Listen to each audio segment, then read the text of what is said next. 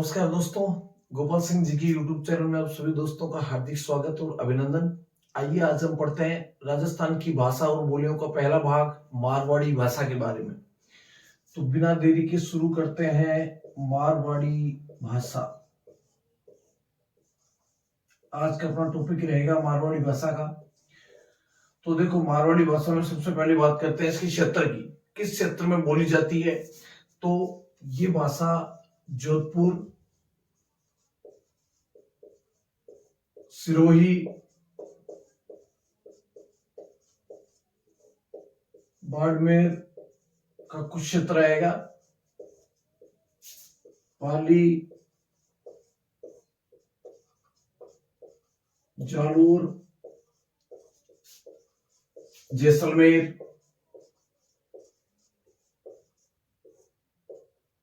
नागौर और एक आएगा आपका बीकानेर। इन क्षेत्रों में जो भाषा बोली जाती है वो भाषा बोली जाती है मारवाड़ी भाषा।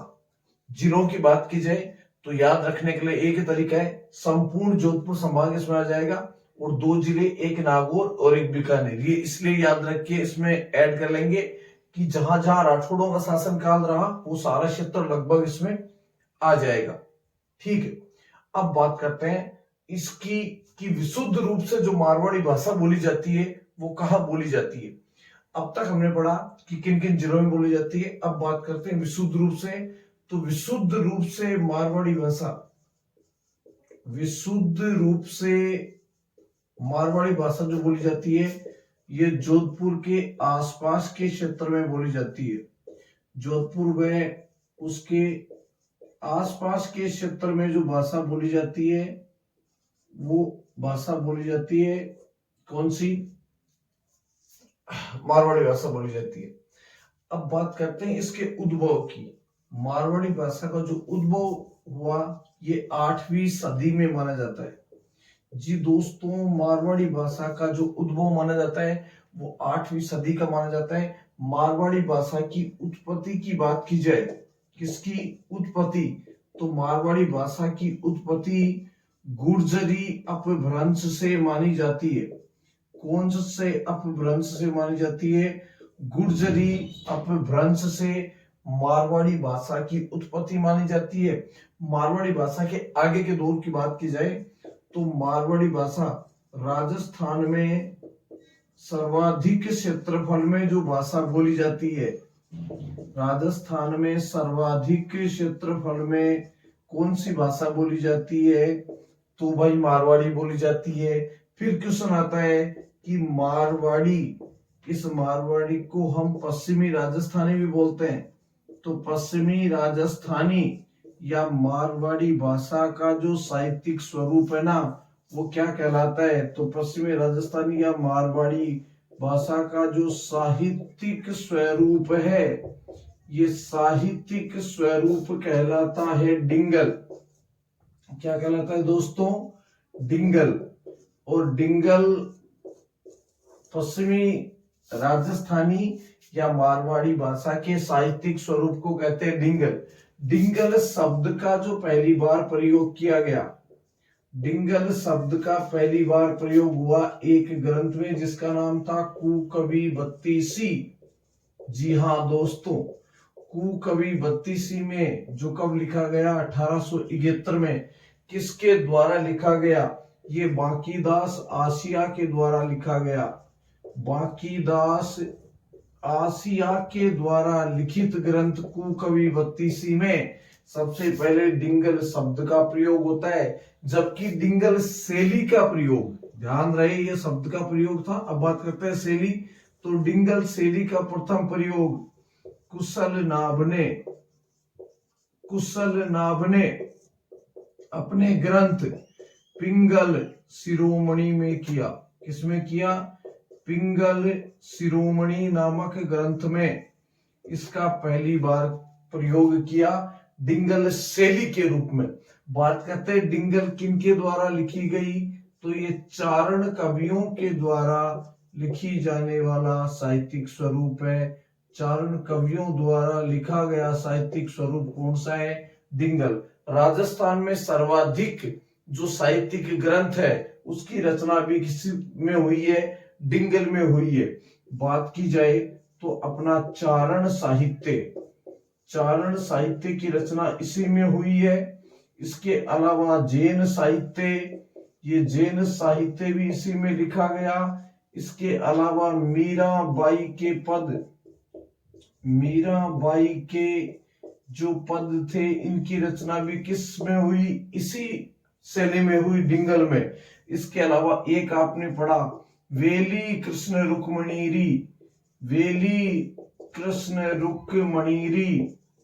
नामक जो ग्रंथ है उसकी रचना भी किस भाषा में हुई, डिंगल में हुई। ठीक है, इस वेली कृष्ण रुक्मणीरी को, जिसकी रचना आपके अकबर के दरबारी कवि पृथ्वीराज राठौड़ के द्वारा की गई थी, इस पृथ्वीराज राठौड़ को दूसरा आढ़ा ने इसके द्वारा रचित ग्रंथ बोले तो वेली कृष्ण रुक्मणीरी को 19वां पुराण और 5वां वेद की संज्ञा दी है। इसके बाद में आगे की बात की जाए तो इस जो मारवाड़ी है सर्वाधिक क्षेत्रफल में बोली जाती है, ये चीज हम लोगों ने पढ़ी। डिंगल शैली का प्रयोग सबसे पहले कुशल नाग ने अपने ग्रंथ पिंगल शिरोमणि में किया। शब्द का प्रयोग कुको विभक्ति में मिलता है। ये आ गया, हमने एक सामान्य परिचय पढ़ा मारवाड़ी भाषा के बारे में। और ये राजस्थान की मानक बोली भी मानी जाती है। कौन सी बोली मानक मानी जाती है दोस्तों? मानक बोली भी मानी जाती है। कौन सी? मारवाड़ी भाषा। जी हाँ दोस्तों, अब बढ़ते हैं इससे थोड़ा सा आगे और अब पढ़ेंगे मारवाड़ी भाषा की उपबोलियां और इसकी बोलियां। तो आइए बिना देरी के शुरू करते हैं, बिना देरी के चलते हैं आगे। यहां तक आप लोगों ने देखा, समझ में आया होगा। अब पढ़ते हैं मारवाड़ी भाषा की उपबोलियां और बोलियां। तो मारवाड़ी भाषा की जो बोलियां हैं वो बोलियां कौन कौन सी है, कौन कौन सी उपबोलियां है, किस किस क्षेत्र में बोली जाती है, पूरा एकदम ध्यान से पढ़ना है। एक बार पढ़ोगे आसानी से समझ में आ जाएगा दोस्तों। तो आइए चलते हैं बिना देरी के आगे। यहाँ पे देखो बिल्कुल मध्य में दर्शा रहा हूं मैं मारवाड़ी, बिल्कुल बीचों बीच में लिख रहा हूं मारवाड़ी। मैं बना के नहीं, ऐसे डायरेक्टली अपन पढ़ेंगे। इस क्षेत्र में देखो जो क्षेत्र पड़ता है इसको बोलते हैं शेखावाटी। ये क्षेत्र है शेखावाटी। तो मारवाड़ी की उपबोली एक तो हो गई शेखावाटी। शेखावाटी में कौन कौन से जिले आते हैं? सीकर, चूरू, झुंझुनू। सीकर, चूरू और झुंझुनू। तो शेखावाटी भाषा जब बोलते हैं तब मन हो जाता है कैसा? Garden garden. तो शेखावाटी शब्द का जो पहली बार प्रयोग किया गया, शेखावाटी शब्द का पहला प्रयोग या पहली बार प्रयोग किसके द्वारा किया गया? कर्नल गार्डन के द्वारा किया गया। जी हाँ दोस्तों, किसके द्वारा किया गया? कर्नल गार्डन के द्वारा किया गया। शेखावाटी भाषा के ऊपर किन किन बोलियों का प्रभाव दिखाई देता है? तो देखो, इधर है आपकी मारवाड़ी और इधर है ढूंढाड़ी। तो बोले तो शेखावाटी भाषा के ऊपर ढूंढाड़ी व मारवाड़ी भाषा का प्रभाव दिखाई देता है। ढूंढाड़ी व मारवाड़ी भाषा का प्रभाव दिखाई देता है। यहां तक आप लोगों ने पढ़ा, यहां तक समझ में आया। शेखावाटी के बाद में इस तरफ थोड़ा सा चलते हैं तो जो भाषा बोली जाती है ये बोली जाती है ऊपर। अपन थोड़ा सा चलेंगे तो थली, नहीं चढ़ेंगे थली। कहाँ की? तो थली बोली जाती है बीकानेर, जैसलमेर, बीकानेर के बाद में चूरू और आंशिक क्षेत्र इसमें गंगानगर का। गंगानगर, नहीं चढ़ेंगे थली। कहाँ की? बीकानेर की, चूरू की, गंगानगर की, नहीं चढ़ेंगे थली। ठीक है, तो थली भाषा कहाँ बोली जाती है? बीकानेर, चूरू और गंगानगर में। थली से इधर थोड़ा सा चलते हैं तो भाषा आती है बीकानेरी। कौन सी भाषा? बीकानेरी। और बीकानेरी भाषा कहाँ कहाँ बोली जाती है? तो बीकानेर और उसके आसपास के क्षेत्र में जो भाषा बोली जाती है वो कौन सी बोली जाती है? बीकानेरी भाषा। कौन सी भाषा दोस्तों? बीकानेरी भाषा बोली जाती है। इसके बाद में इधर चलते हैं थोड़ा सा, तो भाषा आती है थट की। भाषा कौन सी आती है दोस्तों? थट की। तो थट की कहाँ जाके अटकी? तो ये थट की बीकानेर, ये थट की बीकानेर, ये थट की जैसलमेर, और ये थट की जोधपुर में अटकी। थट की कहाँ जाके अटकी? तो थट की बीकानेर, जैसलमेर और जोधपुर में जाकर के अटकी। कौन सी भाषा? थट की। कहाँ कहाँ बोली जाती है? बीकानेर, जैसलमेर, जोधपुर में। फिर देखो इधर चलते हैं थोड़ा सा, तो यहाँ पे आती है थाटी। कौन सी? थाटी। कहाँ की थाटी? बाड़मेर की थाटी। थाटी कहाँ की थाटी है? ये बाड़मेर की थाटी है। बाड़मेर से थोड़ा सा नीचे चलते हैं तो क्षेत्र आ जाता है जालोर और सिरोही वाला, जहां बोली बोली जाती है गोडवाड़ी। कौन सी बोली? गोडवाड़ी बोली। जी हाँ दोस्तों, गोडवाड़ी कहाँ कहाँ बोली जाती है? तो ये जालोर की आहोर तहसील, जालोर की तहसील है आहोर के पूर्वी भाग, जालोर की आहोर तहसील के पूर्वी भाग, और पाली जिले की बाली तहसील के मध्य में बोली जाती है। पाली जिले की बाली तहसील के मध्य में जो भाषा बोली जाती है वो बोली जाती है गोडवाड़ी। इस गोडवाड़ी में दोस्तों बीसल देव रासो की रचना इसी भाषा में मिलती है।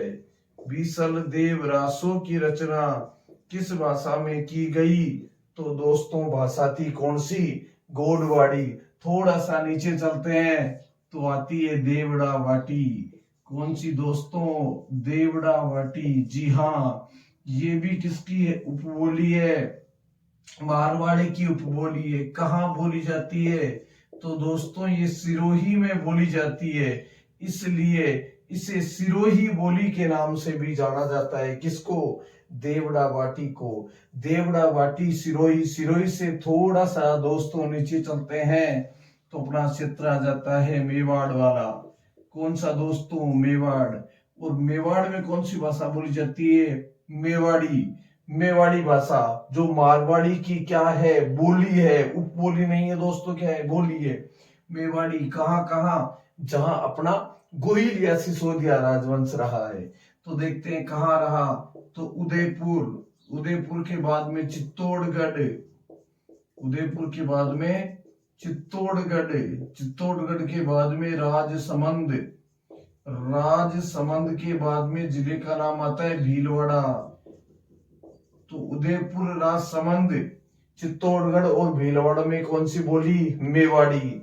देखो मेवाड़ी बोली, इस मेवाड़ी बोली ये मारवाड़ी के पश्चात राजस्थान की सबसे महत्वपूर्ण बोली कौन सी मानी जाती है? मेवाड़ी बोली। मेवाड़ी बोली में महू व नी शब्दों का प्रयोग होता है।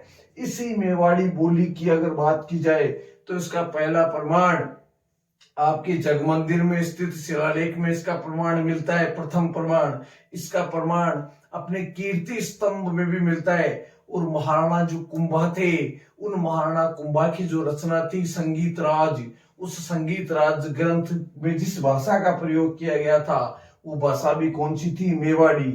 कितने भागों में लिखा गया? 5 भागों में दोस्तों। कौन सा? संगीत राज, मेवाड़ी भाषा। इसके बाद में थोड़ा सा इधर चलते हैं तो दोस्तों ये वाला क्षेत्र इसको बोलते हैं वागड़ क्षेत्र। तो वागड़ क्षेत्र में भाषा बोली जाती है वागड़ी या वागड़ी। और वागड़ी कहाँ पे? डूंगरपुर और बांसवाड़ा में। तो दोस्तों ये डूंगरपुर और डूंगरपुर के बाद में ये बांसवाड़ा में बोली जाती है। इसके अलावा कुछ क्षेत्र इसमें प्रतापगढ़ और सिरोही का भी पड़ता है।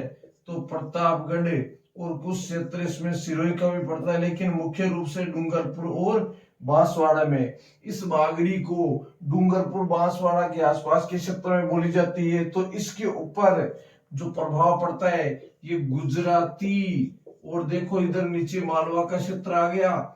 तो गुजराती व मालवी बोली का किस पे प्रभाव पड़ता है? इस वागड़ी बोली पर। तो डूंगरपुर बांसवाड़ा में भील जनजाति के लोग निवास करते हैं, अतः इस वागड़ी को भीली बोली के नाम से संबोधित किया है। गिरियर्सन ने इसे क्या कहा है? भीली बोली। और इसी को भिलाड़ी बोली के नाम से भी संबोधित किया है। भिलाड़ी बोली कहा है इसको मोतीलाल मेनारिया ने। किसने कहा? मोतीलाल मेनारिया ने इसको भिलाड़ी बोली के नाम से संबोधित किया है।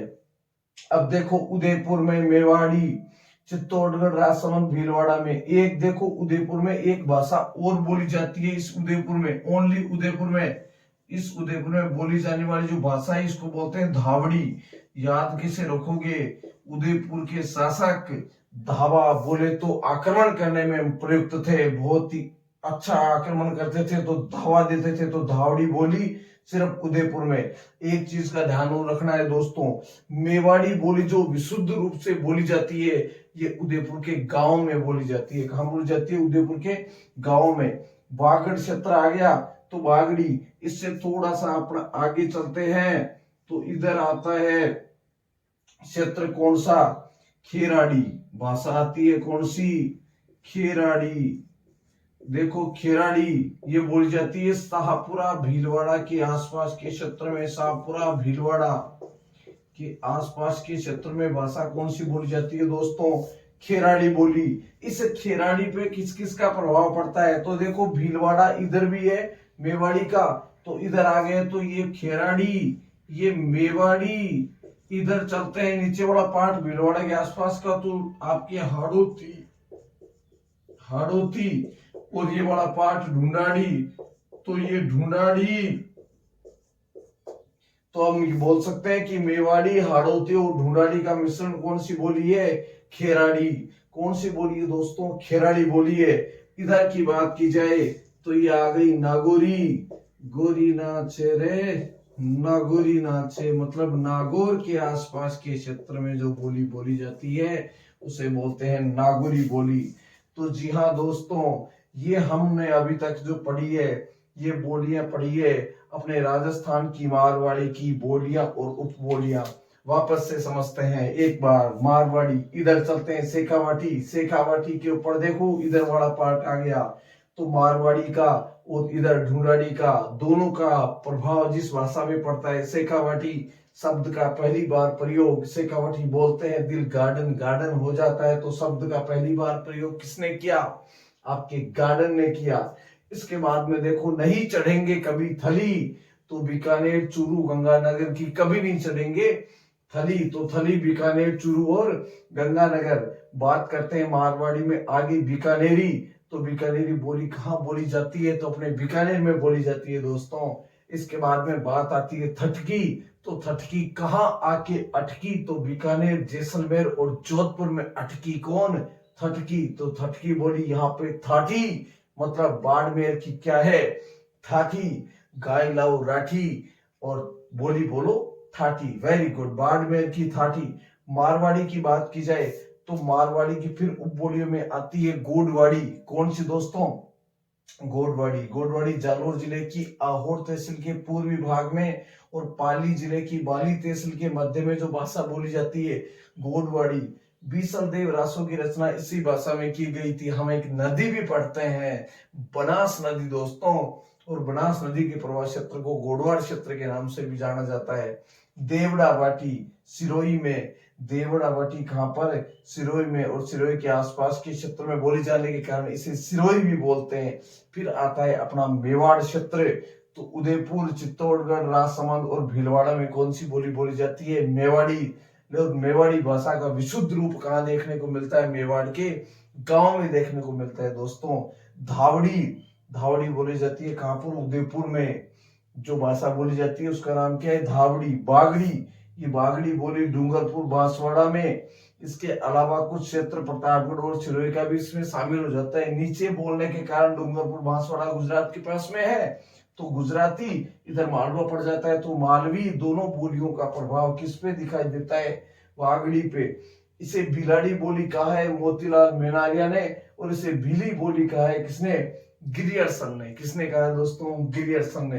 फिर बात करते हैं खेराड़ी, साफरा भीलवाड़ा में बोली जाती है खेराड़ी। अब इस खेराड़ी पर मेवाड़ी, हाड़ौती और ढूंढाड़ी भाषा का प्रभाव दिखाई देता है।